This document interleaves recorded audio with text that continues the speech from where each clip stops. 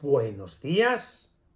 Hoy vamos a hablar un poco del mayor genio de la historia, perteneciente además al siglo XX, el físico alemán, suizo, austríaco-americano, Albert Einstein, y en su franja de tiempo que estuvo en Suiza, en Berna, en Aarón, a nada más 50 kilómetros de Grenchen, donde este año yo he estado 3 semanas, el año pasado.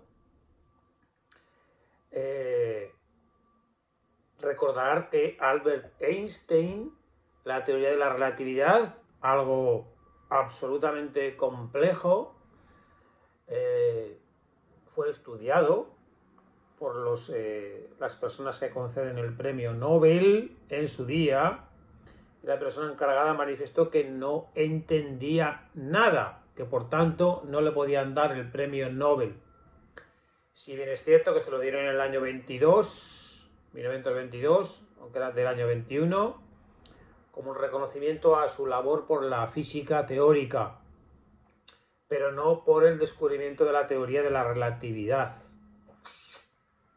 Muy complejo este hombre. Un hombre que, aparte de físico y matemático y algebraico, le gustaba hacer experimentos con la mente, siempre, no escribiendo. Todos sus experimentos eran mentales, en la mente, una mente muy superior. Entonces, estando en Suiza, a principios del siglo XX, bueno, la velocidad de la luz. Recordar que la velocidad de la luz, a grosso modo, son 300.000 kilómetros por segundo. Un rayo de luz recorre en un segundo 300.000 kilómetros. Cuidado. Y él se decía con la mente, si yo corriera junto a un rayo de luz a esa velocidad, a 300.000 kilómetros por segundo, podría ver los campos magnéticos y los campos eléctricos oscilantes en directo. Por la teoría que decía Maxwell y anteriormente Galileo, Newton. O sea, yo voy a esa velocidad que la luz, 300.000 kilómetros por segundo, entonces vería los campos magnéticos y eléctricos oscilantes. Eso pensaba, si yo fuera. Los campos estáticos, tanto magnéticos como eléctricos, no encajarían con el principio de la relatividad. Así como los cálculos de Maxwell y Newton y Galileo eran exactos también, hablaban de constante y no de nada relativo. Entonces, bueno, él no lo tenía claro y estuvo más de 10 años luchando contra el problema, cómo resolverlo siempre con la mente, no con las matemáticas. Y allí pasaba, cuando iba a trabajar allí en Suiza, con su amigo Michele Besso. Allí en Suiza hay muchos trenes. Casi todo se va en tren, ¿no? Salvo las altas montañas, que también. Pero allí se va a casi todo en tren, porque hay esa cultura de menos coche, etc. Y se le ocurrió realizar un experimento mental, lo hablaba con su amigo Michele Besso, un experimento mental consistente en la medición de la luz desde un tren en movimiento. Claro, imaginar un experimento mental, disparar un rayo de luz en una vía férrea, cuando a su vez viaja por ella un tren también muy rápido, pero no como la luz. Disparar el rayo de luz en la vía. La luz va a 300.000 kilómetros por segundo y a la vez va a alcanzar el rayo de luz a un tren que va a 3 kilómetros por segundo. El tren va también, no como la luz, que va a 300.000 kilómetros, pero el tren va a 3 kilómetros por segundo. Si un tren hace 3 kilómetros por segundo, en un minuto, 3 kilómetros por 60 hace 180 kilómetros por minuto. Por 60 minutos, el tren va a 10.800 kilómetros por hora. Experimento mental de Newton, no físico. Un tren que va a 10.800 kilómetros por hora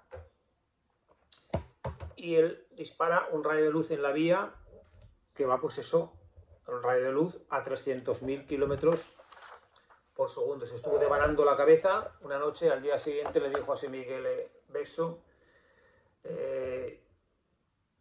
ya tengo la solución a mi gran problema mental de estos 10 años de desesperación y lucha con la teoría de Maxwell y, dijéramos, de Newton y Galileo sobre el tema constante, ¿no? Entonces hizo este experimento mental, después ya era cuestión de la álgebra. En mayo de 1905, un rayo alcanza un tren en movimiento. El rayo va a 300.000 kilómetros por segundo, la luz, los campos magnéticos, electrónicos y oscilantes, y el tren va a 10.800 kilómetros por hora. La revelación de Einstein consistía en que los observadores en movimiento relativo experimentan el tiempo de forma diferente. Es perfectamente posible que dos acontecimientos tengan lugar de forma simultánea desde la perspectiva de un observador, pero que ocurran en momentos diferentes desde la perspectiva del otro. Y ambos observadores estarían en lo cierto. Einstein ilustraría posteriormente este argumento mediante otro experimento mental. Imaginaba que de nuevo tienes un observador que está junto a las vías mientras pasa el tren. Pero este momento un rayo alcanza el primer y el último vagón justo cuando pasa frente a él el vagón central del tren. Debido a que ambos impactos ocurren a la misma distancia del observador, su luz llega al ojo al mismo tiempo. Así que este observador puede afirmar, sin equivocarse, que ambos han sucedido de forma simultánea. Mientras tanto, el otro observador está sentado en el punto medio exacto del tren.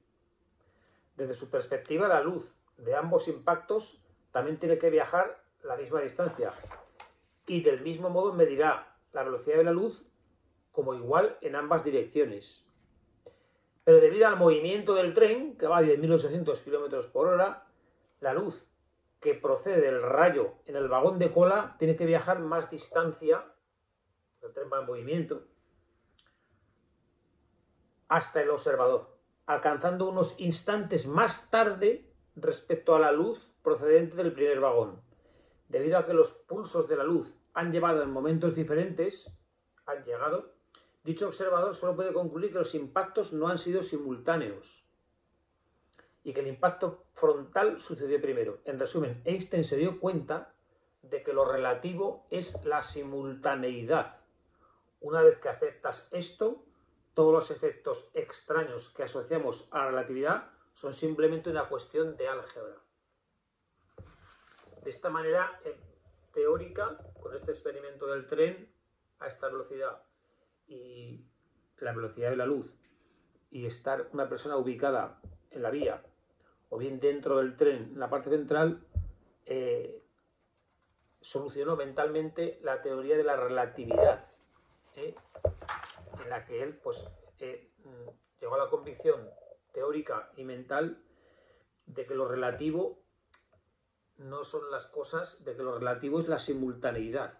Entonces, teniendo como variables esto y el espacio y el tiempo, es cuando empezó a elaborar ya con álgebra su teoría, que a día de hoy, cuando van aparatos al espacio, la atmósfera, distintas gravedades, a la velocidad que van, pues todas las predicciones que hacen la gente de la NASA y de todos los científicos de por dónde va un meteoro, por dónde va esto, cuándo va a llegar y cuándo no, siguen después de 100 años aplicando la teoría de la relatividad y sigue siendo una ciencia exacta. Es absolutamente espectacular de que lo relativo es lo simultáneo, la teoría de la relatividad. Obviamente, esta teoría la analizaron los hombres de la Academia Nobel y, como dijo el que le encargaron, no lo entendieron, por tanto no le dieron el Nobel. Sí que después por sus trabajos teóricos sobre la física, se lo dieron, como he dicho antes, en el año 22, o básicamente por el resumen de su fórmula que tan famosa posterior de que la energía que desprende un cuerpo aproximadamente, no exacto, es igual a la masa por el cuadrado de la velocidad que lleva. Entonces, claro, E igual a mc cuadrado, abreviando. Entonces, un poco hasta aquí este pequeño estudio teórico, evidentemente bastante entendible actualmente. O sea, se puede, estos trabajos mentales que hacía Albert Einstein del tema de la velocidad de la luz y un tren en movimiento, obviamente se pueden hacer igual a otro tipo de velocidades de movimiento que nos sean, dijéramos, más entendibles. Claro, el tema está en que esas altas velocidades son las que él estudiaba, porque es lo que ha servido al tema de del espacio en las situaciones de ingravedad. Claro, es que llegar a saber la velocidad del movimiento en situaciones de ingravedad para el tema de la astrofísica y todo el tema, pues ahí sí que no es lo mismo pues hacer esos cálculos pues con una persona que va andando a X o un tren que va a 100 km por hora, etcétera. Puedes llegar a unas conclusiones, ya no sé si sobre lo relativo es la simultaneidad, pero claro, si eso lo mezclamos con el tema del espacio y la ingravidez, pues ya la cosa se pone compleja. Pero bueno, este era Albert Einstein, fallecido en 1955 en Estados Unidos, y como él decía, bueno, pues que le faltó vida, porque los problemas le costaban mucho tiempo en resolver, le faltó vida para seguir avanzando en el mundo de la física. Así que buenos días.